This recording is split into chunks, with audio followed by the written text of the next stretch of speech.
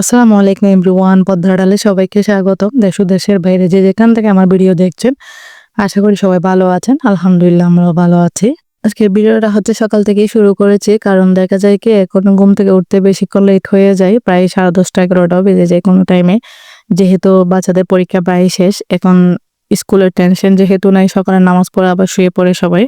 আজকের নাস্তাটা বাইরের দোকান থেকে নিয়ে এসেছে। আমি চা বানিয়ে টেবিলে নিয়ে যাচ্ছিলাম, কোনো নাস্তা বানানো হয়নি। দেখা যায় কি ঘুম থেকে দেরি উঠলে আর নাস্তাটা বানানো হয় না, তো দোকান থেকে পরোটা আর নান রুটি নিয়ে এসেছে। আর এই নানগুলো না একদম গরম গরম বানিয়ে দেয়, যাওয়ার সাথে সাথে যতটা লাগে অতটাই বানিয়ে দেয়, তো খেতে অনেক মজা। তো এটা আজকে সকালের নাস্তা, নান রুটি আর পরোটা দিয়ে চা। কারণ দেখা যায় ঘুম থেকে দেরিতে উঠলে না নাস্তা বানানোর টাইমটা থাকে না, কাজেরও এলোমেলো হয়ে যায়। তো সকালের নাস্তাটা সেরে নিয়েছি অফ ক্যামেরায়। আজকে ঘরের কোনো কাজ শেয়ার করতেছি না, কারণ যেহেতু লেট হয়ে গেছে। তো কালকে গতকাল ডিম নিয়ে এসেছিলাম, ওগুলো ওভাবে রয়ে গেছিল প্যাকেটের মধ্যে সন্ধ্যার দিক দিয়ে। তো এখন ওগুলো ভালো করে ওয়াশ করে নিচ্ছি, কারণ ওয়াশ করে ফ্রিজে রেখে দেবো নর্মালে। শীতের টাইমে ডিম নর্মালে না রাখলেও হয়, নিচেও থাকে যায় অনেক সময়। এখন আগে ভালো করে ধুয়ে তারপর হাতার মধ্যে রেখে দেবো যেন পানি জড়িয়ে যায়। অফ ক্যামেরা বাসার অনেক কাজও করে নিয়েছি, ঘর ঝাড়ু দিয়ে নিয়েছি, তারপর বিছনা গুছিয়ে নিয়েছি। আজকে এগুলো ভিডিও করা হয়নি। এখানে ডিম রাখার যে ঝুড়িটা আছে সেটাও আমি ধুয়ে নিচ্ছি ডিম রাখার জন্য। ডিমগুলো একটু পানিতে ভিজিয়ে রাখতেছিলাম যেন ময়লাটা উঠে যায়। এদিকে একটু গরম পানি বসিয়ে দিয়েছিলাম বাচ্চাদের জন্য ম্যাগি নুডলস বানানোর জন্য। যেহেতু স্কুল বন্ধ, বাচ্চারা বাসায় আছে, দেখা যায় কিছুক্ষণ পর পর টুকিটাকি এটা খেতে চাই। এখন ম্যাগি নুডলস বা ফ্রেঞ্চ ফ্রাই নাহলে ন্যাগেটস একটু একটু কিছুক্ষণ পর পর বেঁচে দিতে হয় বাচ্চাদের। অল্প অল্প খিদা লাগে, কিন্তু ভাত খেতে বসলে না তখন খাবে না।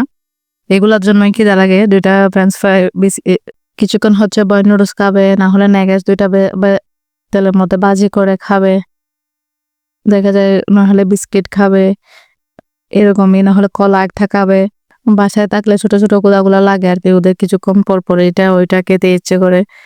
তো যার কারণে ওদের ম্যাগি নুডলস বানিয়ে দিচ্ছিলাম আমি।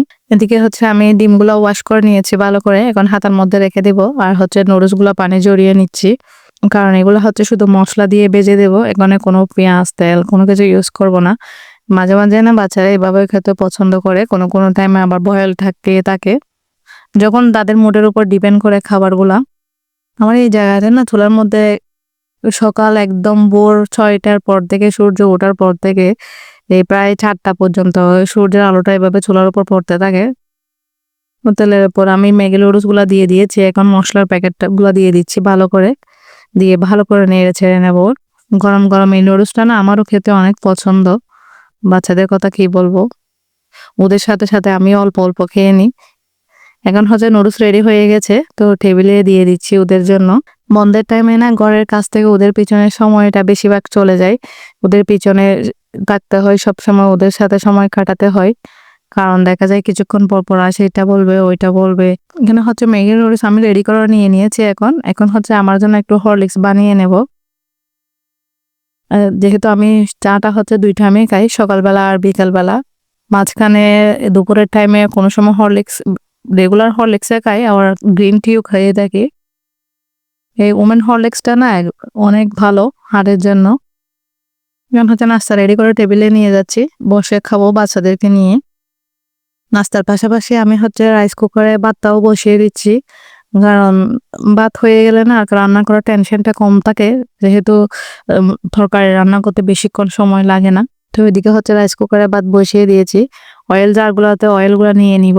এগুলো আমার কাছে প্যারা লাগে রান্না করার টাইমে, ঝাড়ে যদি তেল বা মশলা না থাকে, সেজন্য সবসময় চেষ্টা করে আগে থেকে ওগুলো রিফিল করে রাখতে। মাঝে মাঝে এরকমই হয়ে যায়, রান্না করতে গেছে দেখা যায় তেলের ঝাড়ে তেল নেই বা লবণ নেই, তো তেল বোতলগুলো রিফিল করে নিয়ে করে রেখে দেবো।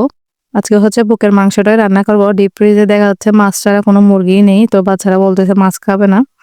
তো মধ্যবিত্ত পরিবারের গৃহিণীদের একটু বুদ্ধি কাটিয়ে চলতে হয়। দেখা যায় যে দিন শেষে, মাসের শেষে আর টানাটানিটা হয় না, সুন্দরভাবে পুরো মাছটা কাটিয়ে দিতে পারে, সেই সাথে কিছু সেভিংসও হয়। মুরগির মাংস, বুকের মাংসটা আমি ছোট ছোট পিস করে কেটে নিয়েছি, সেই সাথে 6টা ডিম সিদ্ধ করে নিয়েছি, আর 3টা আলু ছোট ছোট করে কিউব করে কেটে নিয়েছি। মিক্স করে একটা রান্না করব। যেন দুই বেলা সুন্দরভাবে আরামসে বাচ্চারা কেউ তৃপ্তি পায়। কথায় আছে না, হাজব্যান্ড যদি হিসাবে হয় বউ তাকে ফকিরের মতো, আর বউ যদি হিসাবে হয় হাজব্যান্ড তাকে রাজার মতো। সেই জন্য পরিবারের যে চালায় সংসারটা তাকে একটু হিসাব করে চলতে হয় এবং বুদ্ধি করে সংসারটাকে সুন্দরভাবে চালিয়ে নিতে হয়, যেন সবাই পেট ভরে খেতে পারে। ওই চিন্তাটা মাথা রাখতে হয়। এদিকে হচ্ছে আমি পেঁয়াজ টমেটো সব কষিয়ে নিয়েছি। এখন হচ্ছে একসাথে ডিম চিকেন আলু সব দিয়ে দিচ্ছি, দিয়ে ভালো করে কষিয়ে নেব।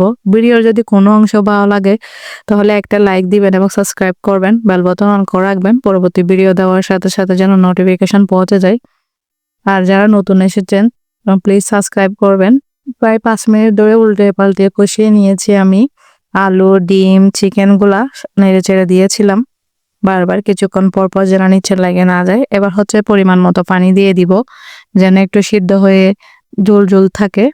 আজকের ভিডিওটা এটুকুই। ভালো থাকবেন, সুস্থ থাকবেন। আল্লাহ হাফেজ।